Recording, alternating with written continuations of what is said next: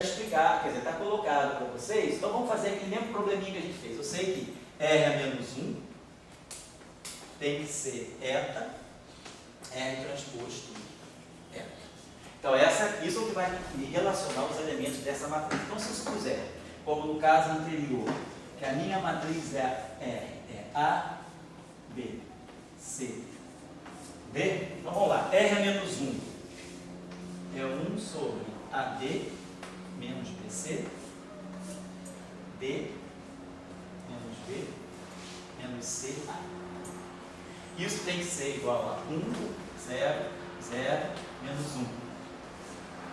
A, C, B, D. 1, 0, 0, menos 1. Então isso aqui vai dar para mim, primeiro esse produto aqui vai dar A menos C, B menos D.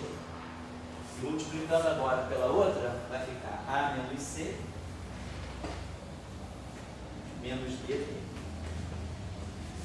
Vocês olharam o caso anterior, olha os sinais menos nos lugares. Quem está copiando, dá uma olhadinha só no caso O2, a diferença. Porque os sinais estão nos lugares errados. Mas tudo bem, vamos ver o que isso significa. Então, se essa matriz, uma matriz para ser dessa categoria, ela tem que satisfazer a essa condição. D, A vai ser 1 sobre... Vou botar delta determinante, para não ficar carregando aquele AD e não esquecer. 1 sobre delta. Então, o A é nada, D sobre delta, né? D sobre delta tem que ser igual a A. É o contrário. D sobre delta igual a A. É isso mesmo? A igual a D sobre delta. Depois, menos B, menos C, então eu vou botar B é igual a C sobre delta. Não, C igual a B. Obrigado. C igual a D sobre delta. Obrigado. Depois, de novo, menos C sobre delta igual a menos B. Então, B igual a C sobre delta. Olha a diferença, antes tinha um sinal menos aqui. E agora, finalmente, menos D. Então, é A sobre delta, né? D menos D, né? Não, D. D. Obrigado. Igual a A sobre delta, né? D igual a A sobre delta. Eu estou sem sombra para cá. Então, é claro, para essa relação ser compatível com essa, eu substituo A aqui, A é D sobre delta. Então, fica D sobre delta 2. Se vocês fizerem isso para todas as relações, é óbvio que vocês vão ter que ler no outro caso. Delta 2 é igual a 1. Então, se essa matriz R pertence ao grupo O11, quer dizer, o grupo pseudo-ortogonal bidimensional, o determinante tem que ser também mais ou menos 1, exatamente como no caso das transformações ortogonais. Mesma história, o conjunto de matrizes de determinante menos 1 não forma um subgrupo, porque produto de dois determinantes menos 1 dá um determinante mais 1, então sai da categoria, né? Então, a mesma coisa, o O11 ele é dividido em dois subespaços. Então, eu posso ter aqui um subespaço mais restrito, que é todos com determinante mais 1. E aqui todos com determinante menos 1. A identidade mora aqui. Então, qualquer matriz daqui fica aqui. Essas daqui podem sair para cá. Então, esse subgrupo é fechado. Ele não sai dele mesmo. Então, ele define um subgrupo, que é o subgrupo, então, das matrizes ortogonais especiais. Determinante mais 1. Então, isso aqui me define esse subgrupo SO1. É isso que nós vamos ver. É isso que eu vou antes. Duas funções, depois a gente vai generalizar para 4 também.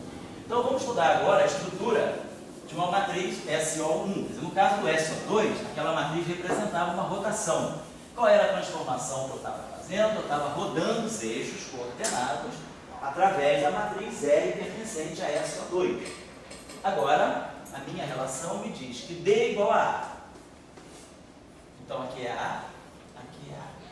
E que B é igual a C. Então, aqui é B e aqui é B. Mas o determinante é 1. Isso aqui é A2 menos B2 igual a 1. Então, isso aqui não é mais um círculo. Isso é um hipérbole. Então, os elementos, eu posso colocar, isso aqui é um hipérbole, mas hipérbole de H. Essa hipérbole aqui, eu posso colocar os pontos dessa hipérbole em relação 1 a 1 com os elementos do grupo O1. Então a gente agora começa a perceber que esse grupo ele já não é mais compacto. Ele não está associado ao círculo. Cada ponto do círculo não define uma matriz O1, é cada ponto de uma hipérbole. E esse espaço vai de menos a mais infinito. Essa hipérbole aqui, né? Quer dizer, para B, que vai a menos infinito, isso aqui fica mais curto, então A vai para infinito. Então, tem uma coisa aqui, quando B vai para... Desenhar a hipérbolezinha, x2 menos y2 igual a 1. Aquela hipérbole assim. Então, esse espaço é um espaço não compacto. Pois não? Então, a definição de um conjunto compacto é um conjunto finito, com elementos finitos, onde um remete ao outro. Isso. Você passa de um para o outro sem sair daquele espaço delimitado no plano. Agora você está indo para regiões infinitas. Você tem quando parâmetros começam, você tem a chance que essa matriz pode ter parâmetros que vão... Isso tem a ver com aqueles gêmeos, né? Com um buraco. Os gêmeos é uma outra coisa. Não. Os gêmeos está mais ligado no invariante topológico, não é bem isso não. Isso aí, esse é o conceito topológico de compacidade que os matemáticos chamam. Né? O que é um espaço compacto? Tem uma noção lá de aberto, você fechar lá, por exemplo, para pobres seres como os físicos, né? Para a gente uma coisa compacta é uma coisa limitada. Isso é uma coisa compacta. Tá? Matemática é um conceito muito mais refinado de você... Uma coisa, tem algumas aberrações matemáticas em que você tem um espaço que ele é delimitado, mas ele não é compacto. Porque a noção de compacidade é feita por uma noção de intervalos abertos. Você precisa definir intervalos abertos de vizinhança para definir uma topologia. E aí, o conceito de compacto ou não compacto é um conceito não tanto geométrico, como eu estou colocando aqui, mas é um conceito de natureza topológica. Tá? Para efeitos assim, você pode sobreviver a tua vida com esse conceito, você não vai fazer física errada. Tá? Bom, então, a gente entendeu que isso é o que a gente chama de variedade de grupo. A variedade de grupo é aquele espaço de pontos onde eu posso que eu posso associar com a matriz. Então, uma matriz de SO com 1, esses elementos, os elementos dessa matriz, na verdade, são coordenadas de pontos de uma hipérbole, daquela hipérbole.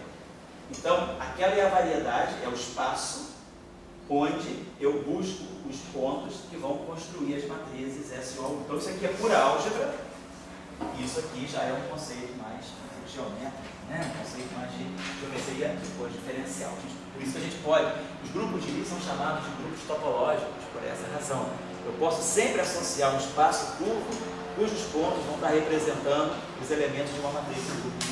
Então, essa é uma visão que a geometria diferencial usa para descrever os grupos. Né? Então, a gente pode olhar um grupo do ponto de vista da álgebra, pode olhar o grupo do ponto de vista das representações, pode olhar o grupo do ponto de vista da topologia e pode olhar o grupo do ponto de vista da geometria diferencial. Tem muitas abordagens para um grupo em física, em matemática, né? Em física também. Bom, vamos em frente. Então, qual é a famosa função que satisfaz essa trigonometria torta? É cosseno hiperbólico ao quadrado de alfa, ou cosseno hiperbólico ao quadrado de alfa, menos seno hiperbólico ao quadrado de alfa, sempre 1. Isso aqui é a trigonometria hiperbólica. A gente tem lá cosseno ao quadrado de θ, mais seno ao quadrado de θ, igual a 1. Isso aqui é a trigonometria normal. Mas aí a gente sabe que quando esse ângulo θ é o imaginário puro, quadrado de alfa, mas quadrado de alfa. Quando alfa é igual a θ, né? Então, o cosseno de um imaginário puro, na verdade, é o cosseno hiperbólico ao contrário. Né? O cosseno hiperbólico de θ, né? O cosseno de θ, que é exponencial de θ, né? Cosseno, lembrar das definições, o cosseno exponencial de I θ mais exponencial de menos I de θ são 2. Então isso aqui fica I dá menos 1, então fica E menos I θ, e esse cara aqui dá mais 1. Mas é a θ sobre 2. Então o cosseno de θ é o cosseno hiperbólico. Então, na verdade, a mesma coisa vale para o seno, nós temos um sinal menos de diferença. Seno de I θ é menos o seno hiperbólico de θ. Então, na verdade, essa rotação aqui, I o I embaixo está menos I em cima. Então, o seno, então, na verdade, eu estou fazendo uma trigonometria hiperbólica. É cosseno ao quadrado de Iθ mais seno ao quadrado de Iθ, ou cosseno ao quadrado de Iα. Na verdade, eu estou fazendo isso.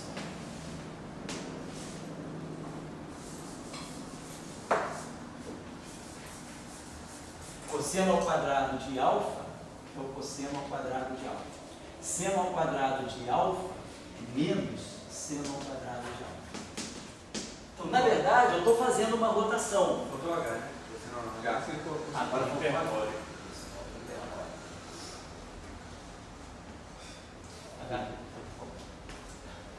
Então, cosseno ao quadrado menos seno ao quadrado é igual a 1. Então, na verdade, eu estou fazendo uma rotação num espaço. Então, uma rotação no espaço hiperbólico é, no fundo, uma rotação de um ângulo complexo. Quer dizer, num espaço hiperbólico, fazer uma rotação de um ângulo complexo, no fundo, é essa condição aqui no espaço real. O problema, professor, é você definir que é um ângulo complexo. Né? Pô, você já sabe. Geometricamente, é igual um ângulo vezes I, cara. Só você fez o... Porque na verdade não é bem ângulo, né? É tudo irradiante, né? Não são números reais. É a extensão analítica, aquilo que a gente faz quando vocês estudaram, aquele cursinho que tem de sei lá, análise complexa, ou curso de variáveis complexas, a gente sabe que a gente pode fazer extensão. A gente define trigonometricamente o que é seno de Z. Né? Lá, enquanto a gente é criança, a gente sabe seno de X. Depois você aprende a fazer seno de X mais Y. Sei lá, eu defino seno, não posso mais botar isso aqui no transferidor, né? Numa régua. Então eu vou lá e faço isso. O que é seno? É exponencial disso menos a exponencial de menos isso sobre 2. Então a gente cria uma definição analítica daquilo que é seno de um número complexo, fazendo extensão analítica para aquilo que é o seno de um ângulo real. Quer dizer, onde eu tinha E a x mais menos E a menos x sobre 2i, eu simplesmente substituo isso aqui por complexo. E aí eu defino dessa forma senos e cossenos. Defino uma trigonometria complexa nesse sentido. Chama-se, né, a coisa que a gente chama de extensão analítica, prolongamento analítico, algo desse tipo. Bom, estamos chegando lá. Observe o seguinte, tá? Eu posso escrever essa matriz dessa forma. O A é um cosseno hiperbólico.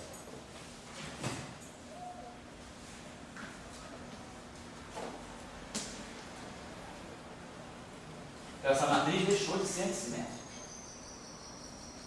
Antes era zero, cosseno, seno, menos seno, cosseno. Então, essa matriz aqui é uma matriz genérica pertencente ao grupo pseudo-ortogonal especial. Outra dúvida, professor. Pois não? Para poder fazer a comparação com a matriz de rotação, não tinha que ter um sinal? Aonde? Ali a matriz de rotação não tem um sinal ali no... Menos. Menos. Pois é, falando justamente o que eu acabei de dizer, essa matriz tem uma estrutura diferente. Ela justamente deixa de ser simétrica porque o grupo deixa de ser ortogonal. E eu posso falar que é uma rotação? Não, eu estou falando uma rotação no sentido estendido. Claro que não é uma rotação, você vai ver agora que não é uma rotação. Tudo se passa como se fosse uma rotação de um ângulo complexo, mas não é uma rotação. Vamos ver agora, a interpretação física vem justamente agora. Só para vocês fazerem esse exercício também, se eu pegar alfa tendendo a 0, cosseno hiperbólico tende a 1. Então vai ficar 1, alfa, alfa, 1. Justamente, aí a diferença. Isso aqui é a matriz identidade, mais alfa vezes a matriz de Paulo sigma x. O gerador deixa de ser 0, 1, menos 1, 0, passa a ser 0, 1, 0. Então esse é o gerador. Matriz. Isso aqui é o gerador do grupo SO11. Então vocês podem mostrar que essa matriz R, que está escrita ali, ela pode ser escrita como sendo a exponencial de alfa vezes 0, 1, 0. Então, se vocês fizerem esse trabalho de exponenciar isso aqui, vocês vão ter exatamente aquilo, vocês vão somar todas as ordens, vai aparecer a série de Taylor do cosseno hiperbólico, vai aparecer a série de Taylor do seno hiperbólico. Deixa eu tirar uma curiosidade. Então vai ficar como tarefinha, tá? Se eu faço, por exemplo, uma rotação normal, eu tenho um vetor que se transforma. Por exemplo, o L, o Q, o afins. Aqui vai com a matriz de Pauli. Por isso que eu tenho que colocar a relatividade no depois para aparecer o spin? Não, tudo que você falou se encaixa, mas o encaixe está errado. Então é bom fazer essas coisas, tem que associar a ideia, é importantíssimo fazer essa associação. Tudo que você falou é perfeito, mas não é assim que as coisas são. Poderia assim, Para poetas, isso pode até passar. Se você está fazendo física para poetas, isso é verdadeiro. Não é assim não. Mas tudo bem, Saulo, todos os elementos que você colocou estão corretos, tá certo? Vamos fazer agora a interpretação física. O que eu estou rodando aí? Então, vamos pegar como a gente tem no caso anterior. Essa matriz, ela está levando x em x'.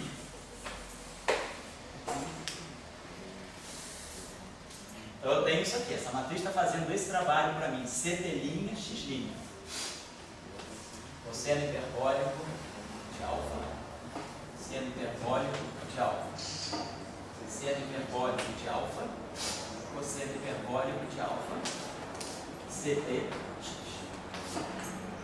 Então está dizendo para nós que CT' é cosseno hiperbólico de alfa, CT, mais seno hiperbólico de alfa, x', seno hiperbólico de alfa, CT, cosseno hiperbólico de alfa, x. Vamos colocar cosseno hiperbólico em evidência.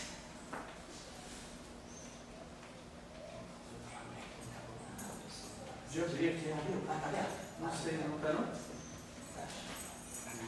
Olha aí no meio. Faz uma correntinha, faz uma diferença boa, sabe?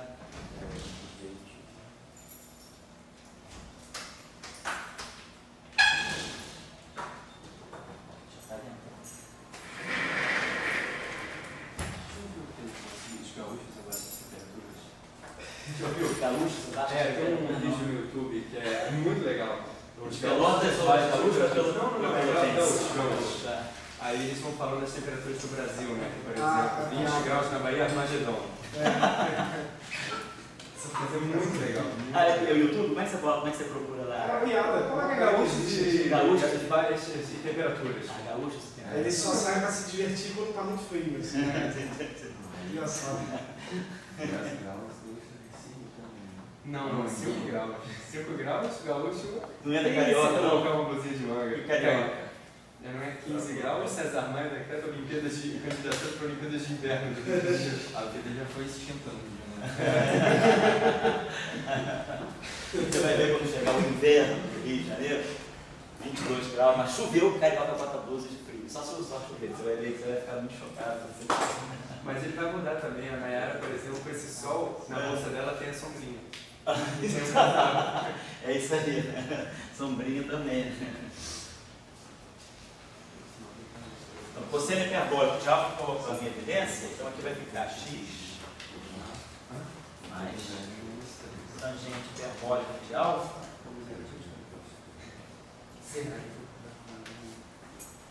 Então, vamos pensar bem uma coisa.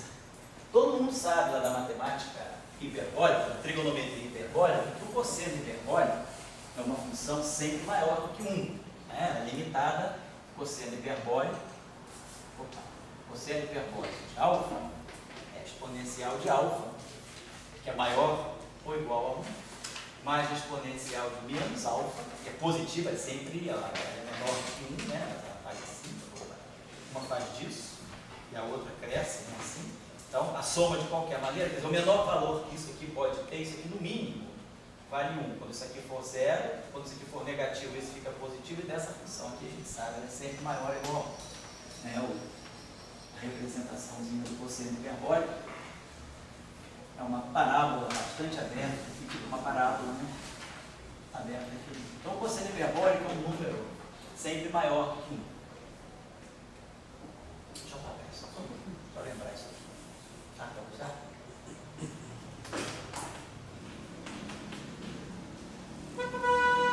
Então, só lembrar aqui da trigonometria também, é o seguinte, né?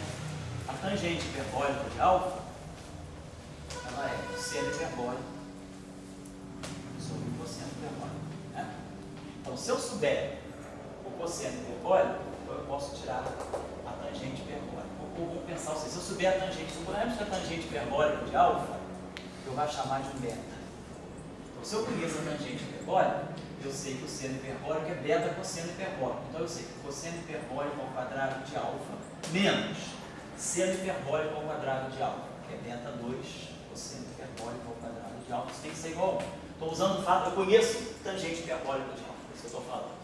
Então isso aqui me diz que o quociente hiperbólico ao quadrado de alfa é 1 sobre a raiz de 1 menos beta 2.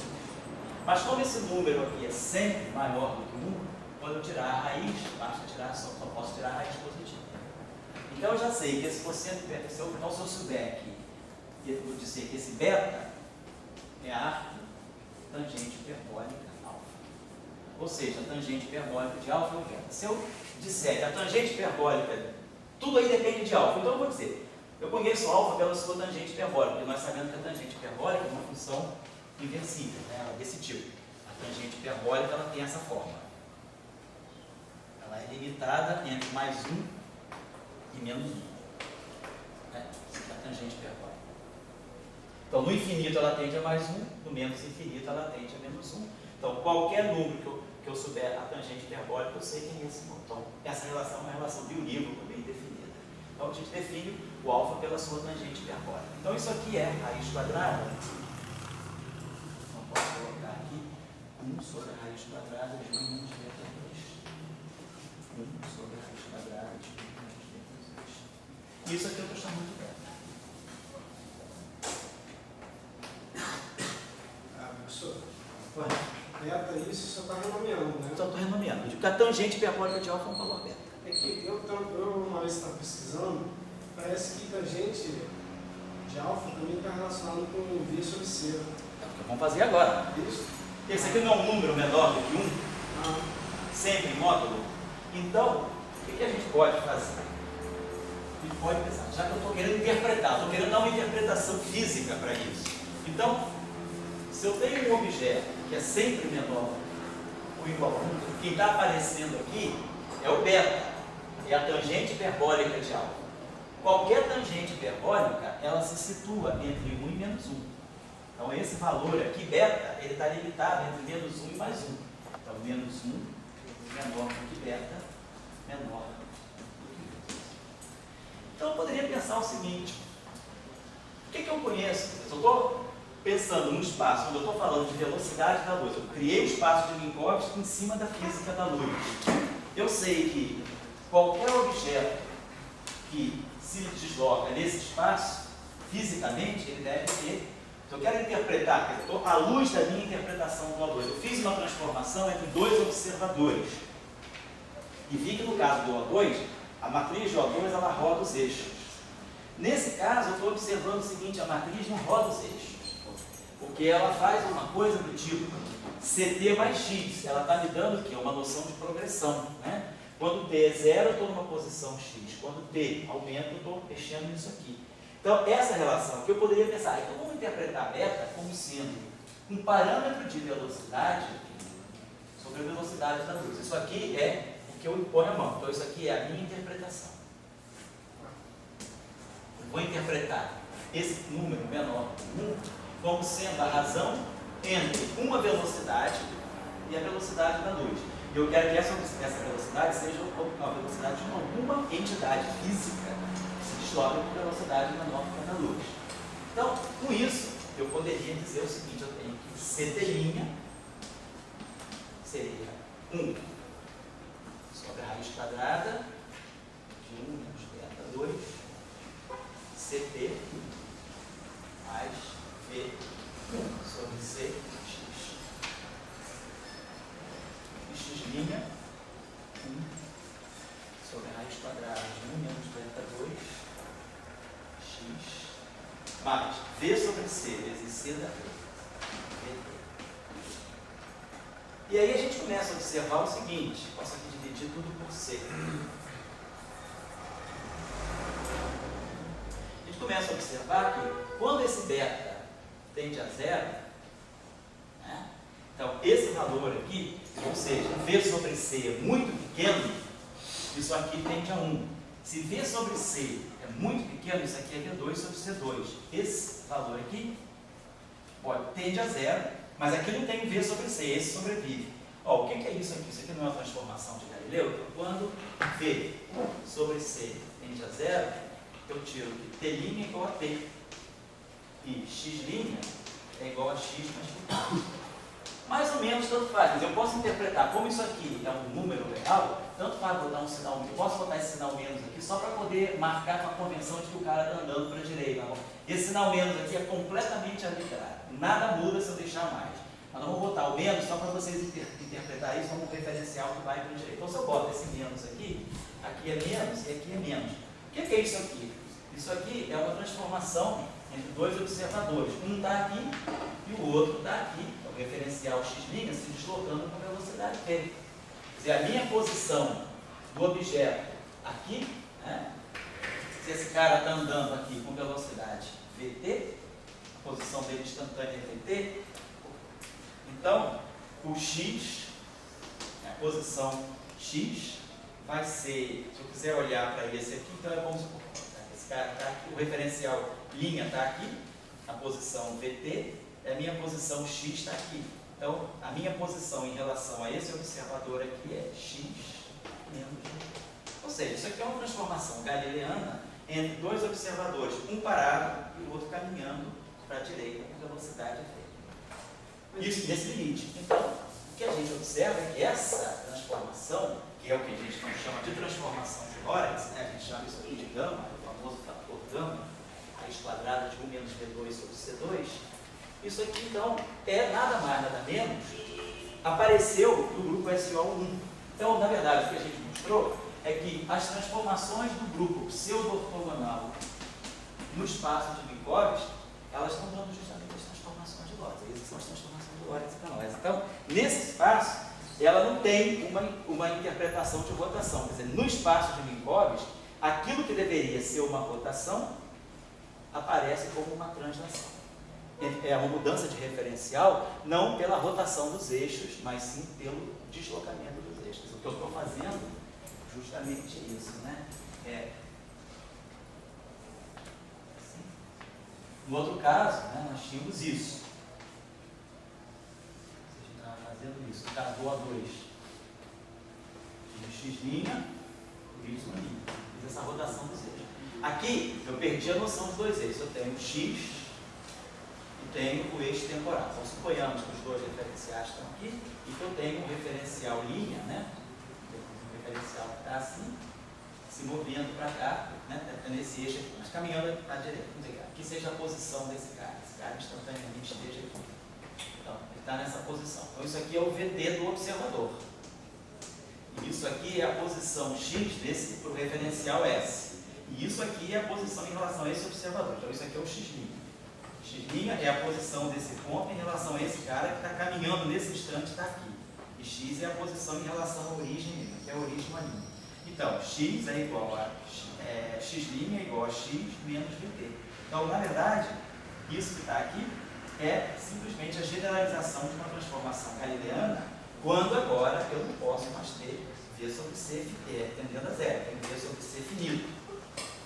Se V sobre C tende a 1, isso aqui torna-se altamente significativo. Então, a moral da história é que transformações de Lorentz, na verdade, são transformações de um grupo de Lie, só que é um grupo de Lie pseudo-ortogonal. Então, isso aqui, num espaço hiperbólico, isso aqui, na verdade, não é uma rotação, como deveria ser. Quer dizer, isso aqui é uma transformação disso aqui. Esses aqui são irmãos gêmeos, só que esse aqui, ele realmente faz uma rotação no espaço euclidiano. Então, a interpretação do parâmetro é de um θ, de um ângulo de rotação. A interpretação do parâmetro aqui, a matriz toda, ela depende de alfa. Então, o que é importante para nós é o alfa. Então, a interpretação do parâmetro está aqui, tangente hiperbólico de alfa igual a menos V sobre C. É aqui que a gente faz a ligação com a relatividade. Quer dizer, eu estou construindo uma coisa geométrica e eu tenho que essa estrutura geométrica, ela me dá um resultado que eu posso encaixar direitinho na relatividade. Então, o parâmetro alfa, que é o parâmetro que define esse tipo de transformação no espaço de Minkowski, não tem mais interpretação de um parâmetro θ de rotação. Seno ao quadrado mais cosseno ao quadrado igual a 1. Ele é um parâmetro que está dado por essa relação. Ele é a tangente hiperbólica de menos V sobre C. Certo, professor? Tá bom, um minutinho só, já, rapidinho. Então, e aí a gente observa, a tangente hiperbólica, ela é limitada, ela está aqui. Né? Se isso aqui é alfa, isso aqui é a tangente hiperbólica. hiperbólica de alfa. Então, a tangente hiperbólica tende no máximo a 1, mas o arco tangente hiperbólica é o contrário. Se eu conheço a tangente hiperbólica, eu vou tirar o ângulo do arco correspondente, isso aqui pode ir para infinito. Quer dizer, o meu alfa é isso aqui. O meu alfa vai de menos infinito a mais infinito. O que significa isso aqui. Então, o beta, isso aqui é a velocidade do observador. Então, o parâmetro da relatividade, esse é o parâmetro do grupo. Ele está ligado com a velocidade. A velocidade no máximo é c. Então, quando a velocidade for c ou menos c, isso aqui vai valer mais infinito ou menos infinito. Quando eu tiver v igual a c, eu teria arco tangente, v sobre c, perdão. Quando eu tiver v sobre c igual a 1, ou seja, a velocidade tendendo a c, v sobre c igual a 1 ou menos 1, esse alfa vai ser mais ou menos infinito.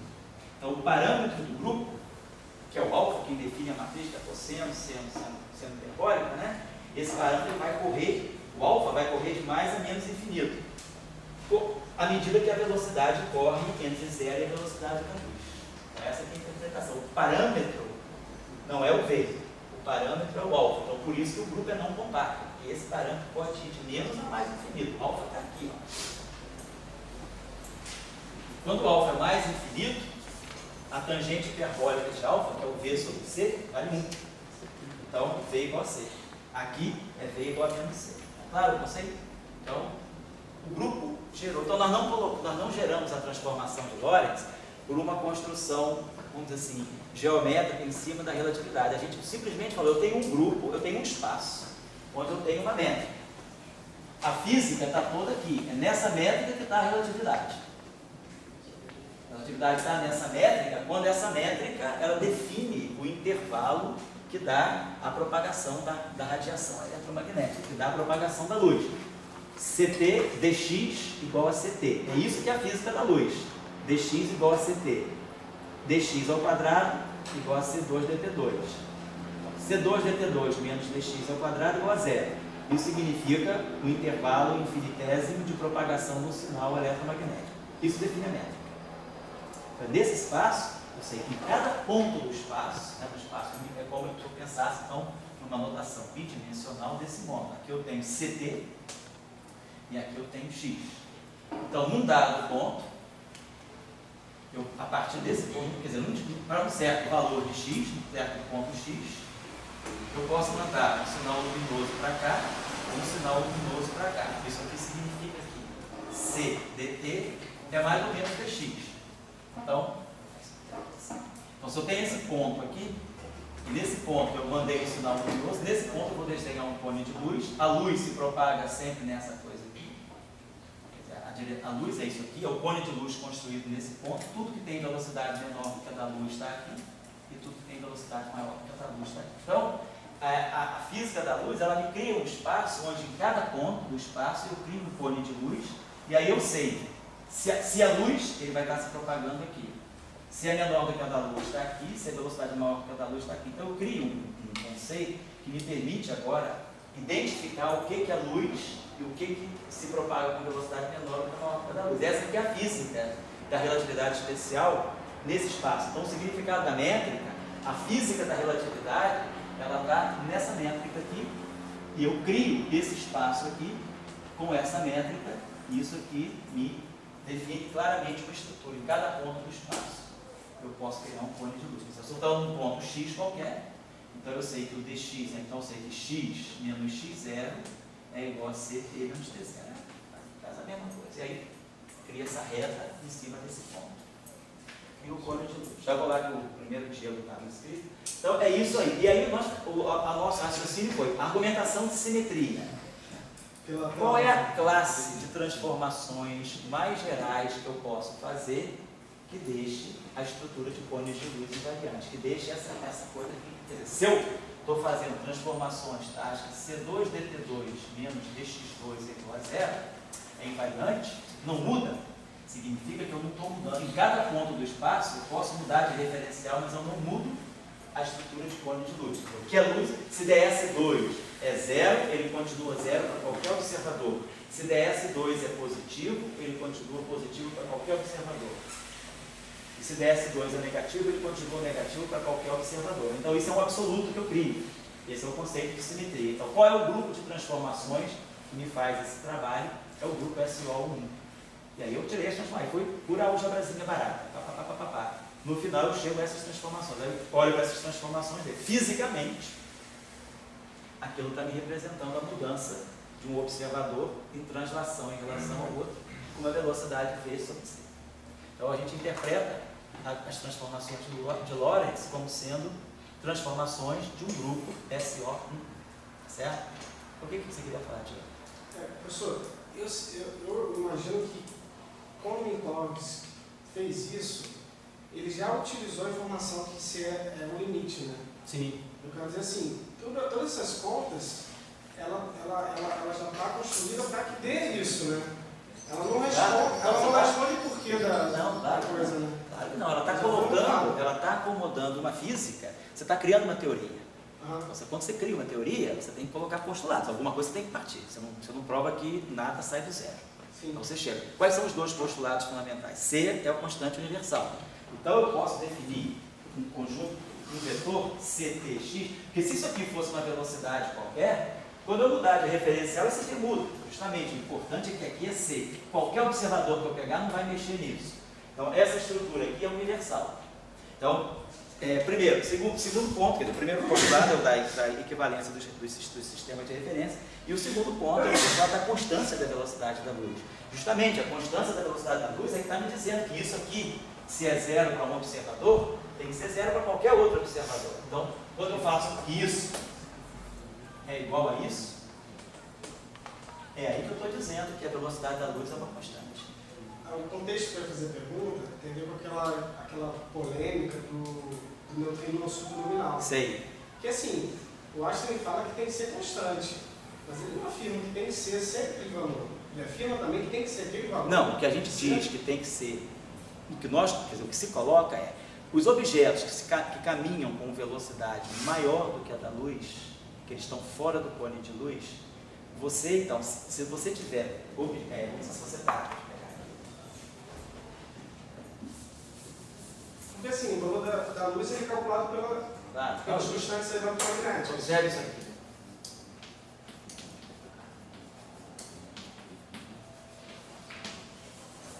Se isso aqui for negativo, o que significa? Significa que como a gente falou no início, se isso aqui é negativo, significa isso aqui.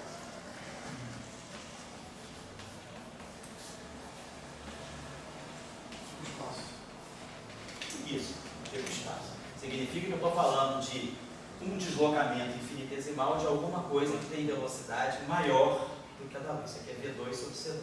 Então dá negativo. Então, se a velocidade é maior do que a da luz, significa que eu estou aqui, estou caminhando nessa região. E isso aqui é um invariante. Qualquer transformação de Lorentz que eu fizer não vai mudar esse sinal, nem vai mudar o valor. Se isso aqui é menos 1, qualquer observador x', t' vai ver isso igual a menos 1. Então, qualquer transformação de Lorentz não me tira daqui. Então, isso significa que eu posso fazer uma transformação de Lorentz tal que o que é importante é que isso aqui não mude. Então, eu posso fazer uma transformação de Lorentz tal que dt seja zero. ds2, então eu vou para um referencial onde dt' é zero, e ds' ao quadrado, que é ds2 ao quadrado, que é negativo, é igual a menos dx' ao quadrado. Então, significa que você pode tornar instantâneos dois eventos que para outro observador não são instantâneos. Você quebra a noção, você tem conflito com a noção de simultaneidade. Você pergunta, o que seria uma partícula se propagando nesse espaço? Então, será que se uma partícula se propaga nesse espaço, se ela é uma partícula instável, um π0 decai em 2 graus. Então, se ela tivesse uma velocidade, maior que a da luz, ela vai aparecer, caminha e decai. Se isso, se você coloca, se você dá essa partícula, o status de uma partícula física, você pode encontrar um referencial que faça com que ela apareça e decaia simultaneamente. Então você perde o conceito de instantaneidade aí é perigoso, porque você torna instantâneos eventos que poderiam ter uma relação causal. Essa problemática, cara, desculpa eu insistir na pergunta, porque a gente que trabalha em ótica, essa problemática está acontecendo toda hora no laboratório, quando você trabalha com fotogênios. Aí, por isso que eu sempre fico me questionando sobre essa questão do seu. Porque a velocidade é maior que a da luz de transmissão? Não, que um fóton causa um efeito no outro. Essa questão é outra questão. Mas aí você está falando, essa situação aí é uma situação ligada com questão quântica. Aí você tem que levar em conta que isso aqui é uma física que ela não passa por nenhum aspecto, vamos dizer assim, de flutuação quântica, de incerteza. Isso aqui é uma física determinística. Então, se você está dizendo que se você quebra a noção de instantaneidade, ou você quebra a noção de ordenação temporal de dois eventos, a questão é o que da relatividade a gente depreende que, se você está falando de objetos físicos, você espera que eles mantenham a noção de causa e efeito, de respeito à causalidade. Então, quando a gente diz que a gente não espera ter objetos com velocidades supraluminais, cara, a relatividade restrita, ela não proíbe que V sobre C seja maior do que 1. Simplesmente ela diz, ó, V sobre C maior do que 1 está aqui. Essa região é disponível para todo mundo que tem velocidade maior que a da luz. Agora a pergunta é, as partículas do espectro físico, as partículas do modelo padrão, elas podem caminhar? E faz sentido eu ter um elétron ali? Faz sentido eu ter um pósitron ali? Qual é o significado da minha medida ali? Então eu posso medir um fóton, eu posso medir um π0, antes dele decair, antes dele aparecer, você perde completamente a noção de causalidade. O mu, ele vem pelos raios cósmicos, chega na atmosfera terrestre, ele decai. Você tem o decaimento do mu, ou ele interage ou ele decai. Esse decaimento do mu menos vai no elétron, no antineutrino do elétron, no neutrino do mu. Isso dá um tempo de vida a ele na faixa de 10 a menos 6 segundos. Se ele caminhasse com a velocidade maior que a da luz, ele poderia decair antes de ter sido produzido. Então, você imagina que C é um absoluto, isso é que Einstein diz, C é um absoluto. Qualquer referencial.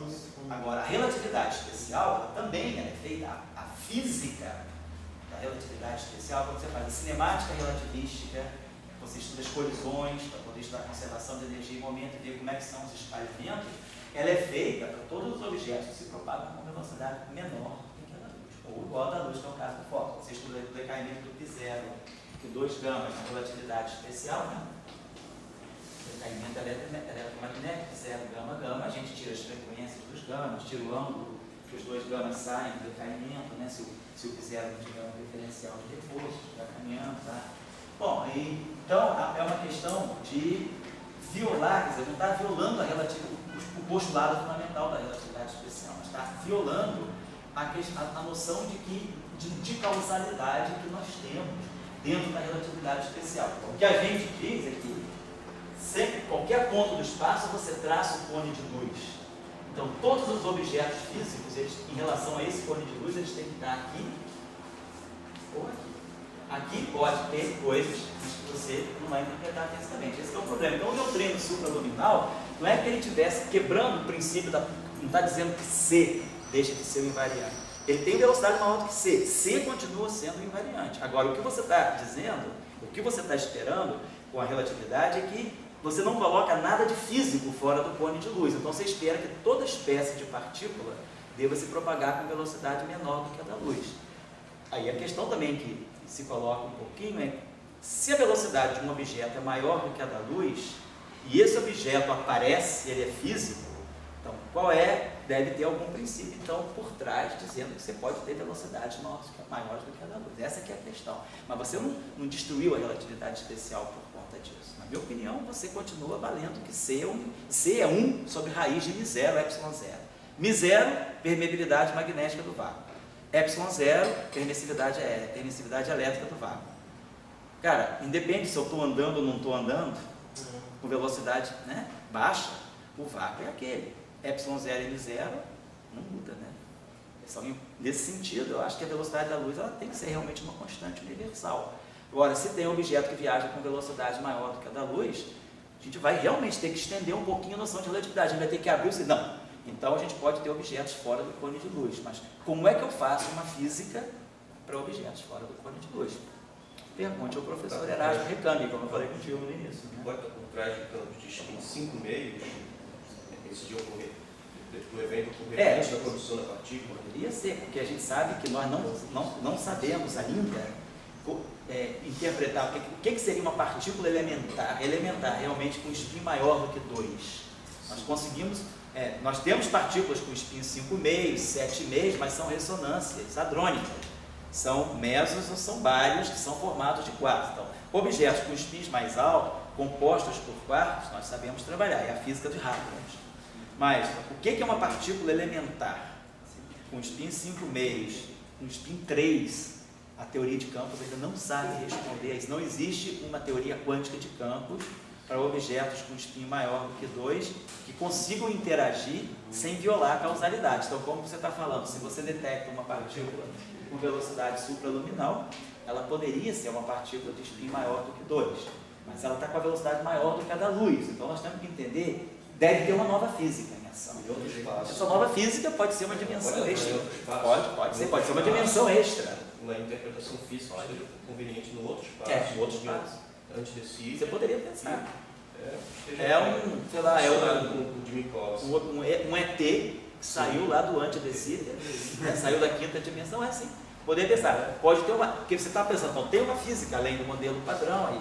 Deve ter. Física além do modelo padrão, o que é? Supersimetria, mas supersimetria não viola a causalidade. Pode ser uma dimensão extra, compacta.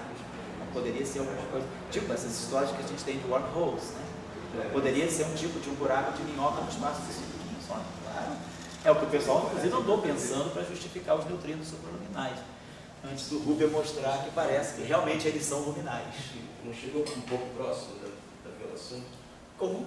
E chegou um pouco próximo do resultado. Então, o pessoal começou a procurar qual é a física que faz isso. Né? O experimento conseguiu. Isso, o experimento segundo lá, os experimentadores originais, ele era sujeito de uma crítica. Eles publicaram o resultado justamente por isso, para poder receber uma crítica da comunidade. Então, só vou um instantinho só queria mostrar para vocês que a gente está, o grupo de Lorentz, claro, a gente está falando de uma física em 4 dimensões, então eu preciso trabalhar com o grupo SO 1, tempo, 3, espaço. Então, na próxima aula, vamos trabalhar o grupo SO 1, 3. Então, fizemos o grupo SO1, e aí a gente já entendeu como é que a coisa funciona. Botar 2 dimensões espaciais a mais é só aumentar uma matriz de 2 por 2, ou uma matriz 2 por 2 para 4 par. Vai ficar simplesmente mais 1, menos 1, menos 1, menos 1. E a gente vai ter a mesma interpretação. Só que a álgebra agora vai ser uma álgebra um pouquinho mais envolvida. Então, nós vamos ver que aqui dentro está morando, nós vamos ver que aparece uma nova estrutura que é o grupo. Certo? Eu vou dar só, então, fala aí, tá? Eu vou precisar mais 15 minutos de vocês só para finalizar isso de uma vez e já entrar em hipótese na próxima semana. Professor, posso fazer um comentário das perguntas? Pode. Uma rápida. É rápido. Não, fica para depois da aula. Pode falar. O senhor pediu, falou do emaranhamento. Você não dá um like? Fala aí. Um like? Um quê? Nos comentários das perguntas, dá um like também. Fala aí. Que na verdade, assim, o emaranhamento você não pode ver como esse sentido de causalidade, né? Quer dizer, ao contrário, você não viola nada, porque é uma correlação de informação. O que o emaranhamento te fala não é que você vai ter 2 eventos, onde um, como na mecânica você tem medidas projetivas, né, que você atua, o experimentador afeta o estado quântico. Ali não é assim, ali você tem um sistema que é maior. A não localidade, ela não fala essencialmente que você tem 2 coisas, que atuando aqui, não localmente, eu atuo lá. Ela não te diz isso, ao contrário, ela fala a noção de globalidade. Então você tem uma correlação de informação. Então, por exemplo, a ideia que o pessoal fala de emaranhamento, que você, ao medir aqui, você projeta o estado de lá, ela é enganosa, na verdade não é isso. Ao ler aqui, eu obtenho uma informação sobre lá. Mas aí, por que não há, por exemplo, uma coisa que seja superluminal? Por exemplo, no teletransporte. Porque você, obrigatoriamente, você tem que telefonar por comunicação clássica para o outro lado e informar. Senão não há trâmite de informação. A informação não está se propagando. Então, por exemplo, aí por que entra no emaranhamento essa questão de não violar? Porque a mecânica quântica, ela é contextual. Essa aí é a justificativa padrão. Não é justificativa padrão, não. Ao contrário, se você for ver os trabalhos do Adão, os trabalhos mais modernos. Então, por exemplo, a questão de você chega e fala o seguinte, esse cara mede isso, então você tem informação sobre o outro. Aí você pergunta, beleza, então você está me dizendo que é uma correlação de informação. Eu só obtive informação, ao medir aqui, eu sei a do outro porque eu medi aqui. Aí resta a seguinte pergunta, se eu estou projetando o outro lado, significa que ao obrigar esse a ser isso, eu obrigo o outro. Então essa pergunta te faz fazer uma outra pergunta, que é o seguinte, será que eu já estava nesse estado? E a resposta é não. Por causa da contextualidade. E, por exemplo, nessa discussão por exemplo, em algum momento se fala de uma velocidade máxima de propagação de um sinal físico? Sim. Então isso continua valendo. Continua voltando justamente por causa do seguinte. Você pensa o seguinte, a questão, por exemplo, dos observadores, aquele pseudo paradoxo, né? Se eu ando instalando o dedo, você observa os eventos com um ΔT maior. Mas você leva em conta, por exemplo, o tempo de viagem da informação sendo D sobre C ou Mas isso é zero? é C. O máximo C, porque o Não digo, mas o tempo, a propagação, vamos dizer, essa informação você quando eu meço aqui sem o outro, ela não tem instantânea. transmissão. Não faz sentido falar nisso. Ela não é Não é instantânea. Não faz sentido, porque olha só, calma. Aí é uma questão de filosofia. Não é não. Eu não posso questionar isso. Eu te provo em 2 segundos, olha só, quando você tem os dois lados. Eu meço esse cara. Você pensa, eu tenho uma bola branca e uma bola azul, coloco cada uma dentro de uma caixa. Dou uma caixa para o professor e uma para você. Você abre e vê que a sua bola é azul. Então você diz que a dele é branca. Isso é clássico. Tem transmitido de informação instantânea? Não tem nenhum. Por quê? Em primeiro lugar, ele não recebeu nenhuma informação. Vocês não trocaram. Calma. E em segundo lugar, a sua bola sempre foi azul e a dele sempre foi branca. Tá, só que Depende do experimental. Essa informação aí não é quântica, essa informação clássica. Isso. Aí entra a informação quântica. Qual é a diferença da quântica para a clássica? É porque nem sempre a sua bola foi azul nem branca. Você não pode afirmar nada. Aí você fala, eu só posso afirmar depois que você mede. É verdade. Mas o que você pode afirmar depois da medida é o estado onde a sua bola está. Ela é azul. Você não pode afirmar sobre antes. Isso. Porque aí entra a noção de complementaridade. Se você, de contextualidade. Se você medisse outra coisa, você obteria outra coisa. Você não pode falar. Aí, por exemplo, como é que você fala o seguinte? Poxa, em outro referencial, isso vai valer? Vai. Porque se A e B não comutam, B e A também não comutam. Então, independe se outro observador vai ver você operar A ou B primeiro. Para ele sempre vai comutar. Aí você fala, beleza, então se eu meço uma coisa, obtenho uma coisa, e outro cara, em outro referencial, mede de outro jeito, obtém outra coisa, então significa que eu posso falar o quê? Que a bola estava em qual estado? Você continua não podendo falar, porque é o caso dos dedos. Se um cara for... Calma, só fechar. Se um cara viu o outro andando com ΔT maior do que, né, quando a dilatação temporal, esse outro também vê esse com ΔT. Então um vê o outro com ΔT maior. Isso é um paradoxo. Por que não é um paradoxo? Porque são efeitos distintos. Você medir sua bola no referencial e ter essa comunicação, por exemplo, essa mecânica quântica do emaranhamento no referencial e outro cara fazer a mesma coisa em outro referencial são coisas diferentes. Entendeu? Justamente pela não comutatividade de observados. Você mediu uma coisa e outra, e um cara mediu outra e um outro referencial, é diferente. Não tem transmissão de informação, você tem que ligar para o outro cara. E esse aqui é a questão, acho que a questão, um ponto que não é muito sempre percebido. Né? Você não vai ter você teve que chamar a atenção para isso. Não tem simultaneidade. Interessante. Isso aí, Saulo, depois você pode pedir no nosso curso aí, dá um seminário para gente. Não, você não vai defender a tese agora? Vou. Então, pega o PowerPoint da tua tese e traz para a gente um dia. Pô, seria excelente, no dia de sábado. Eu sou o maior interessado nisso. Muito bem. Faz o teste drive. Então, deixa ele apresentar a tese lá primeiro, depois ele traz já tudo limpinho, depois das porradas lá. Porque uma tese dessa é muito difícil, né? Porque é muito, como você falou, tem muitas visões, né, cara? Então, defender uma tese assim, você pode estar diante, na banca pode ter um cara que é de uma escola de pensamento um pouco distinta, de interpretação, né? Então aí você sempre tem muita discussão, né? Não é um cálculo, você faz o cálculo, é aquilo. Todo mundo faz o cálculo é o mesmo, mas agora a questão é interpretar. Né? A questão em física às vezes é essa, né? A mesma solução todo mundo tem, mas um cara interpreta de um jeito. Então o Recami, por exemplo, para ele os táquions são uma coisa mais normal. Ele faz uma física de táquions a mais de... Me lembro a primeira vez que eu vi um seminário dele foi no encontro da Sociedade Nacional de Física da Itália, aquele ano caiu em Trieste, foi em 85. O Recami foi lá, já falou, depois do seminário eu fui falar com ele, perguntar umas coisas para ele. Ele deu um seminário interessante, depois ele voltou na CISA para dar umas palestras, né? Mas assim, ele está fazendo, 85 para cá, só esses 27 anos, ele já fazia aqui uns 10 anos, ele deve estar uns 40 anos trabalhando com essa física de táquios, né? Então, tem revista que não aceita trabalho sobre táquios. Trabalho que dê significado, tem revista que é mais aberta, deixa o trabalho ser publicado dentro daquela, vamos dizer, consistência que ele se propõe a demonstrar. Então é uma física muito debatida, né? É uma física de interpretação. A relatividade é a mesma, o cone de luz é o mesmo, agora é uma questão de decidir. Eu vou fazer física com isso e vou dar um significado para a física feita por isso. Outro cara decreta, não, elimina o estado, tá? Que não pode existir numa teoria física. Então é uma questão muito de escola, né?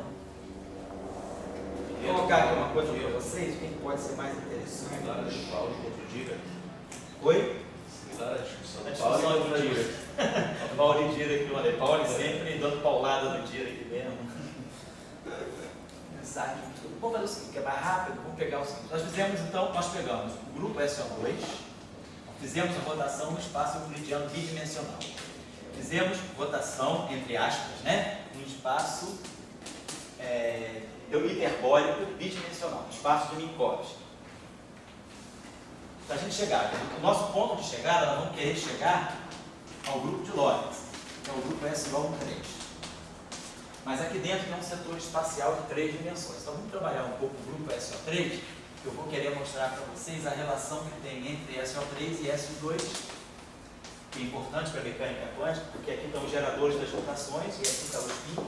Então a gente junta a rotação com o spin, o momento angular orbital está aqui e o spin está aqui na mecânica quântica. Então vamos fazer isso pela teoria de grupo, vai ser rapidinho. Agora eu vou acelerar, porque vocês já...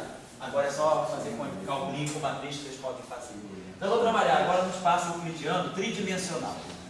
Então as minhas coordenadas são x, y e z. Então eu vou chamar o meu vetor de x grande. Vou botar em forma de vetor coluna, x, y, z. Então, claro, meu elemento de linha é dx2 mais dy2 mais dz2. Então isso aqui me dá dx2 mais dy2 mais dz2. Vou fazer transformações, então, x' igual a rx. E vou querer que ds' ao quadrado seja igual a ds'. Então, como a gente fez ainda agora, a condição é que R transposto R seja 1. Ou seja, eu estou falando agora de matrizes só 3. Matrizes ortogonais 3 por 3. Qualquer matriz ortogonal, como eu falei com vocês, tira o determinante daquela relação, o determinante é mais 1 menos 1. Né? Qualquer matriz ortogonal, o determinante dela tem modo 1. Então, a gente escolhe o setor de determinante mais 1, que são as transformações SO3. Então, essas matrizes aqui, elas são sujeitas a duas condições: ortogonais, determinante 1.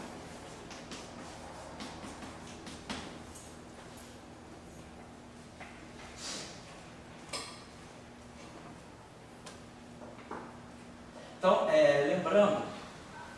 lembrando daquela condição que nós mostramos na casa da matriz SO2, qualquer rotação em duas dimensões, ela pode ser colocada daquela forma exponencial, exponencial de θ vezes a matriz sigma, 0, 1 menos 1, 0, não é verdade? Então, a rotação, o fato da matriz ter determinante 1, toda matriz de determinante 1 pode ser escrita como a exponencial de uma outra matriz. Então, é aqui que vai estar a aula. Eu lembro lá da análise matricial. Toda matriz de determinante 1 pode ser escrita como exponencial de uma matriz de traço zero. Em relação lá mostra que o determinante de uma matriz é exponencial do traço do logaritmo da matriz. Então, se essa matriz aqui é n, né, for exponencial de um ômega, isso aqui é exponencial de um ômega, isso aqui dá ômega, então no final do dia isso aqui dá traço de ômega, exponencial do traço de ômega. Se o traço de ômega for zero, essa matriz tem determinante 1. Então toda matriz de determinante 1 pode sempre ser vista como exponencial de alguma outra matriz. Então o fato dela ter então essa relação eu vou trazer. Então o fato do determinante ser 1, determinante de R é exponencial do traço do logaritmo de R. Então isso aqui imediatamente implica que o traço de ômega é zero. Essa matriz aqui tem traço 1. Segunda propriedade, R transposto é igual a R menos 1. A exponencial de ômega transposto, isso aqui é isso aqui. Ó, exponencial, você tem que transpor essa exponencial. Isso é a mesma coisa que a exponencial de ômega transposto. Por quê? Porque a exponencial de uma matriz é a soma em todas as ordens. Então, quando eu transpuser o total, isso aqui é ômega transposto, mais ômega transposto, transposto. Então, transpor a exponencial é a mesma coisa que tirar a exponencial da transposta. Mas isso, por sua vez, é igual a R menos 1, é igual a menos 1. Então, isso mostra que essa matriz tem que ser assimétrica.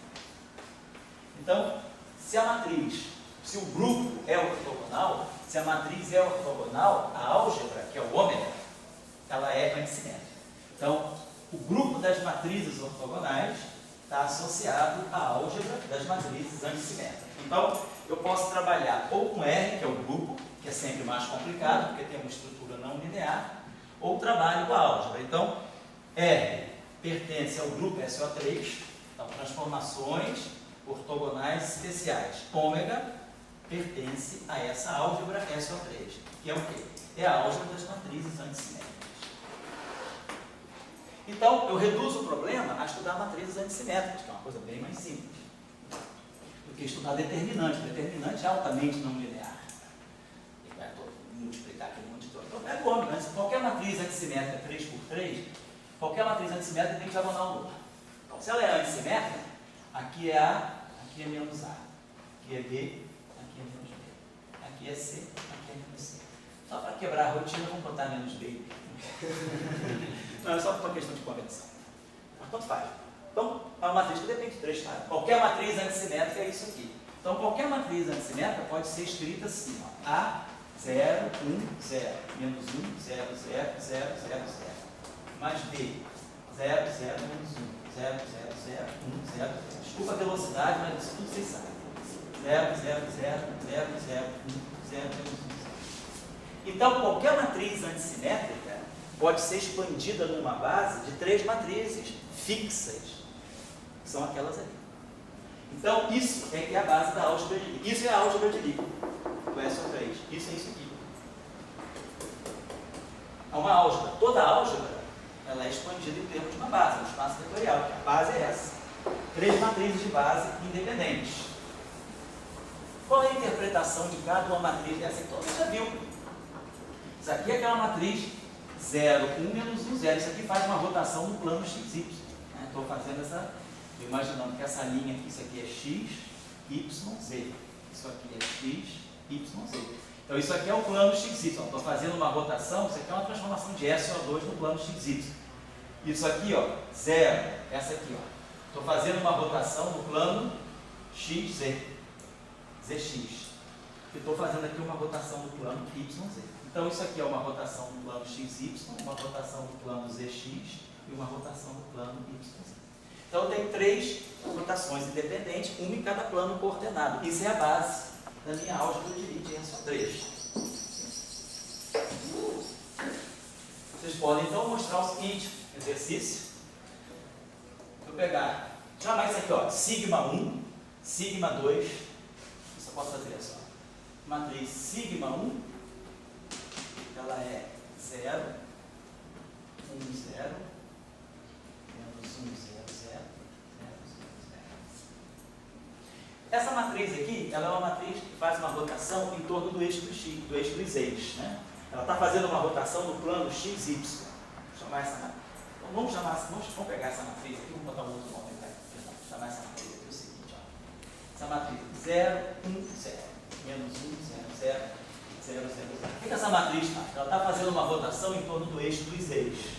Então vamos chamar ela de sigma 3. Ela é uma rotação do plano XY. Então ela faz uma rotação trigonométrica em torno do eixo dos eixos. Portanto, uma rotação do plano XY.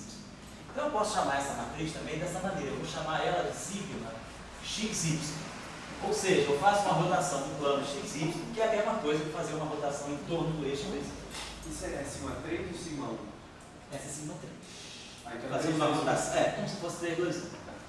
Essa aqui, só uma questão de nome. 0, 0, menos 1. 0, 0, 0, 1, 0, 0. Essa aqui está fazendo uma rotação, ela está misturando Z com X.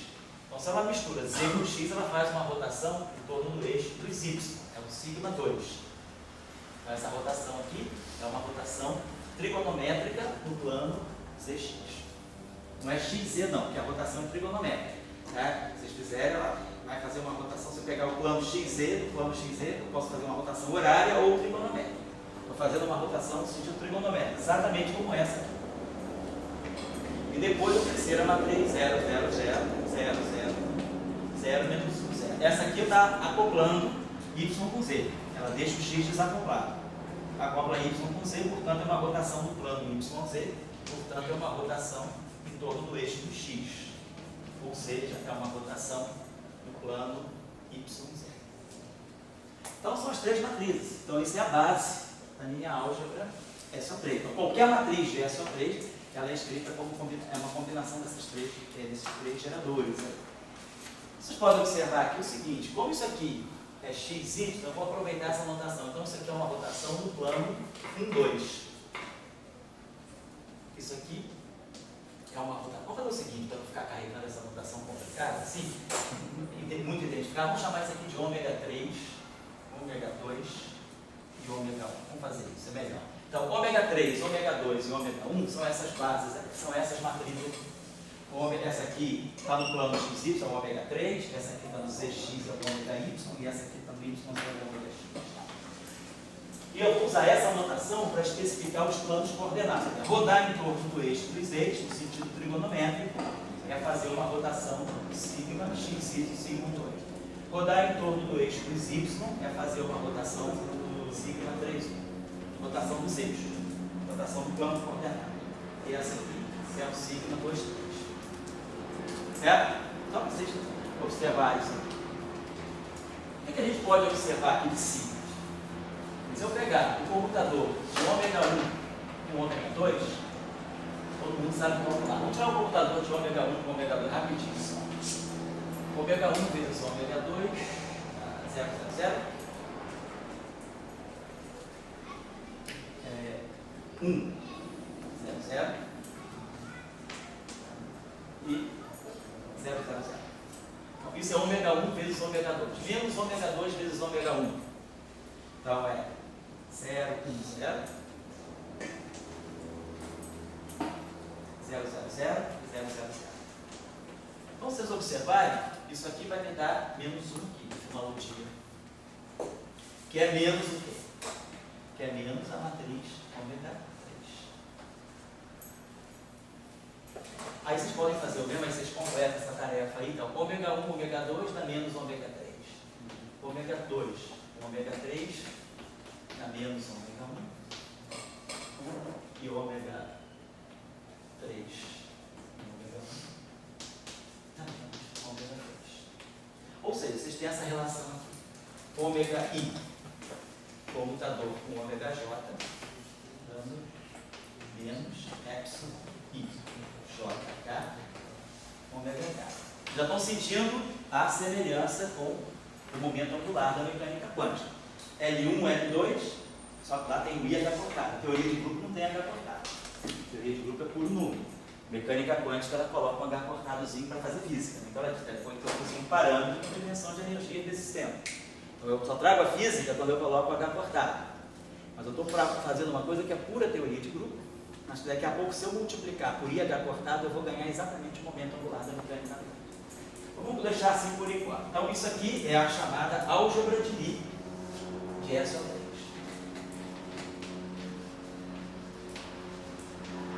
Simplesmente, é só tirar os geradores. Não tem mistério nenhum. Só pegar a matriz, expandir, reduzir o problema a um problema de matrizes ortogonais. De matrizes antissimétricas, perdão. E aí, automaticamente a base sai para aqui. Ela sai do papel. E aí eu faço, já sei interpretar. Eu sei que isso aqui é uma rotação do plano XY, isso aqui é uma rotação do plano ZX, isso aqui é uma rotação do plano YZ. Então, os cossenos e os senos. São os amplitudes, né? Se vocês quiserem. Beleza. Então, fizemos isso aí. Então, temos essas matrizes.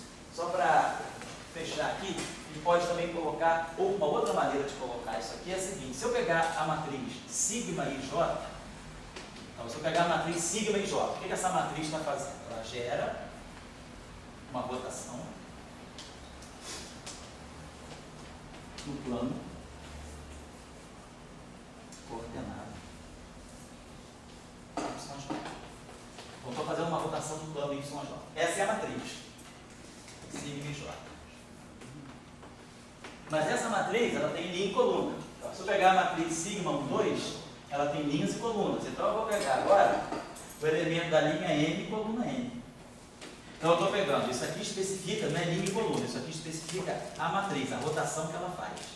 E isso aqui é índice de linha e coluna, certo? E aí, quem são esses elementos? Se a gente observar lá é o 0, 1, a primária, quando aqui é 1, 2, só vai ter elemento que acopla 1 com 2. Quando a outra é 3, 1, ela só acopla 1 com 3. E a outra que é 2, 3, só acopla 2 com 3. Então, vocês já viram que tem delta de Brodel aqui. Então, vocês vão observar que essa expressão dá isso aqui, ó. Delta de N, delta de Jn, menos delta de N, delta de Jn. Vamos ver se essa expressão se aplica para qualquer matriz aí. Vamos pegar a matriz sigma 2, 3. Que é a última de baixo. Sigma 2, 3. Elemento Mn. Então isso aqui vai dar delta de 2n, delta de 3n, menos delta de 2n, delta de 3n. Então tá, se eu pegar linha 1, vai dar sempre 0. Se eu pegar coluna 1, vai dar sempre 0. Então não tem delta para saturar. O único jeito vai ser quando isso aqui for 2 e aqui for 3, ou quando aqui for 3 e aqui for 2. Quando isso aqui é 2, 3, eu estou pegando o elemento da linha 2, coluna 3. Então vai ficar delta de 2, 2, delta de 3, 3, que é 1, menos delta de 2, 3, delta de 3, 2, que é 0. E quando eu pegar o elemento da linha 3, coluna 2, dá 2, 3, que é 0, e dá o decimal. Então essa expressão aqui, ela é uma expressão que generaliza qualquer elemento de matriz disso aqui. Qualquer matriz, se eu quiser pegar qualquer gerador, basta me dizer qual é o gerador que você quer. Ah, eu quero fazer uma rotação do plano tal, tal. Com essa expressão aqui, a gente automaticamente sabe quem é aquele gerador. Então isso aqui congrega aquelas 3 informações lá. E a álgebra de Lie está aqui. Então o que é importante é a gente observar. Deixa eu apagar isso aqui rapidinho. Então, como nós observamos, isso aqui gera uma rotação no plano XY. Isso aqui gera uma rotação do YZ, isso aqui gera uma rotação do ZY. Então, se eu quiser fazer uma rotação, o que eu vou fazer? Eu vou pegar, o que seria uma rotação em torno do plano XY, em torno do eixo YZ? Seria exponencial o θ, que é o ângulo da rotação no plano XY, vezes o gerador sigma 2. Então, isso aqui, certamente, se fizer o cálculo, vai me dar cosseno de θ, seno de θ, 0. Menos seno de θ, cosseno de θ, 0, 0, 0, 1.